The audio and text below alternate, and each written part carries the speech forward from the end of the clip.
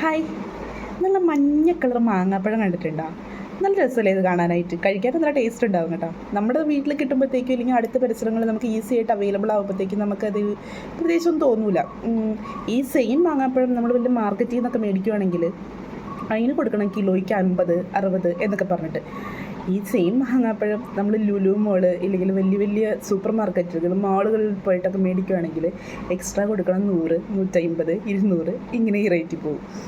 ഇതേ മാങ്ങാപ്പഴം നമ്മൾ എന്താ പറയുക, ഗൾഫ് രാജ്യങ്ങൾ പോലുള്ള സ്ഥലത്തു നിന്നൊക്കെ മേടിക്കുകയാണെങ്കിൽ അത് അതിലും വലിയ റേറ്റൊക്കെ ആയിരിക്കും.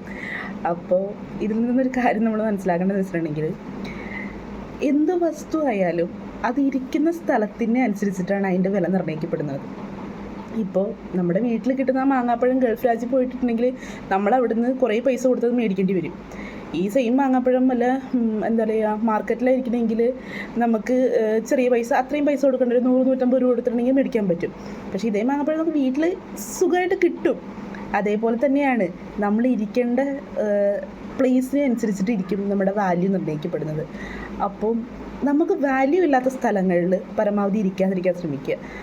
നമുക്ക് വാല്യൂ ഇല്ലാന്ന് തോന്നിയാൽ അവിടുന്ന് ഇറങ്ങിപ്പോരാനുള്ളൊരു സ്പേസ് നമ്മൾ കണ്ടെത്തിയിട്ടുണ്ടാവണം. നമ്മളെ വേണ്ട എന്ന് തോന്നുന്നവരുടെ ഇടയ്ക്ക് നിന്ന് നമ്മൾ ഇറങ്ങി നമുക്ക് അവർക്ക് സുഖമായിട്ട് നമുക്ക് അവരുടെ ലൈഫിൽ നിന്ന് പോരാനുള്ള സ്പേസ് നമ്മൾ കണ്ടെത്തിയിട്ടുണ്ടാവണം.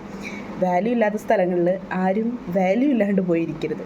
നമുക്ക് നമ്മുടേതായ ഒരു വിലയുണ്ട്, അത് നമുക്ക് തന്നെ ബോധ്യപ്പെടണം. എങ്കിലാണ് മറ്റുള്ളവർക്കും അതുണ്ടെന്ന് മനസ്സിലാവുള്ളൂ.